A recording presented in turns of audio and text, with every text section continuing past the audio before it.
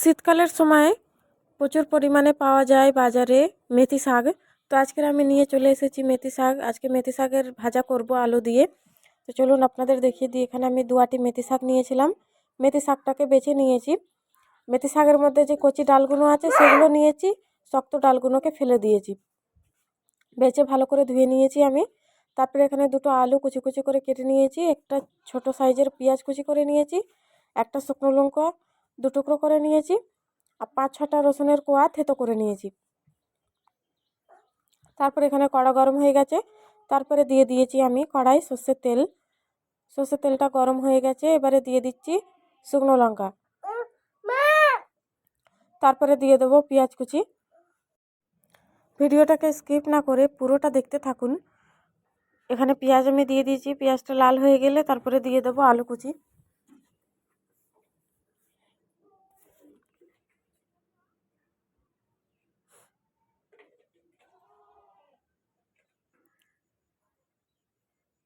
পেঁয়াজ লাল হয়ে গেছে, এবারে দিয়ে দিচ্ছি আমি আলু কুচিগুলো।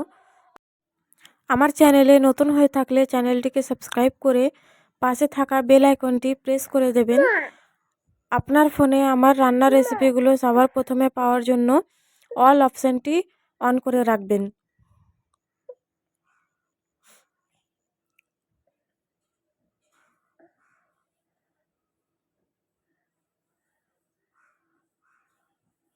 তারপরে এখানে আমি দিয়ে দেবো এক এক করে মশলাগুলো।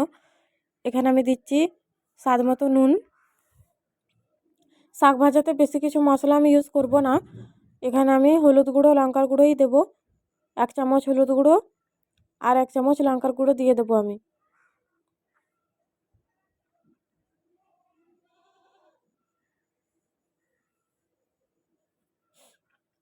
ঝালটা আপনাদের স্বাদ অনুযায়ী দিতে পারেন। মশলাগুলো দিয়ে এবার ভেজে দেবো ভালো করে। আলুটাকে বেশি লাল করব না, হালকা ভাজা ভাজা হয়ে গেলেই তারপরে শাকটা দিয়ে দেবো আমি উপর থেকে। গ্যাসের ফ্লেমটা মিডিয়াম করে ঢাকা চাপা দিয়ে আলুটাকে ভেজে নেব।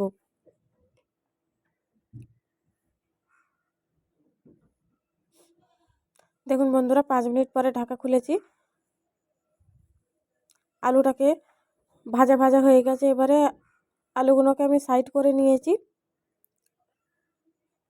আর মাঝখানে আমি দিয়ে দেবো রসুন কুচি। রসুনটাকে লাল লাল করে ভেজে নেব। রসুনটা আমি লাস্টে এই জন্য দিয়েছি কেন কি রসুনের গন্ধটা থাকবে, আর ওইটা কিন্তু খুব দারুণ লাগবে।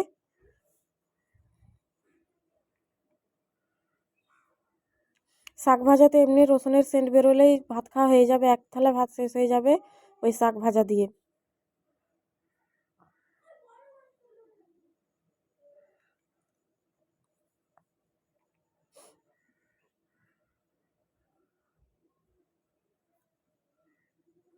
রসুনটা লাল হয়ে গেছে, এবার আমি উপর দিয়ে দিচ্ছি শাকগুলো।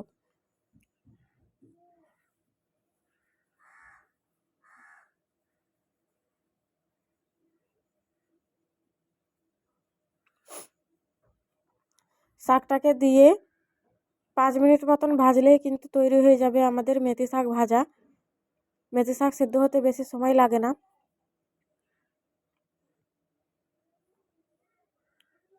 আর এই রকমভাবে মেথি শাক ভাজা করলে কিন্তু খুব দারুণ লাগে খেতে। আপনারা অবশ্যই একবার ঘরে ট্রাই করে দেখবেন। আপনারা তো অনেক রকমভাবেই মেথি শাক রান্না করে খেয়ে দেখেছেন, কিন্তু এই রেসিপিটা আমার মতন করে আমি রান্না করেছি একেবারে আলাদা। আমার বাড়িতে সবাই বেশিরভাগ এই রকমভাবেই মেথি শাক ভাজা খেতে পছন্দ করে। আমি বেশিরভাগ সময় আলু দিয়েই মেথি শাক ভাজা করি।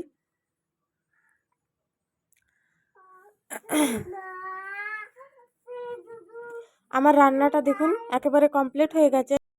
মেথি শাকও সেদ্ধ হয়ে গেছে, এবার আমি তুলে নেব একটা প্লেটে।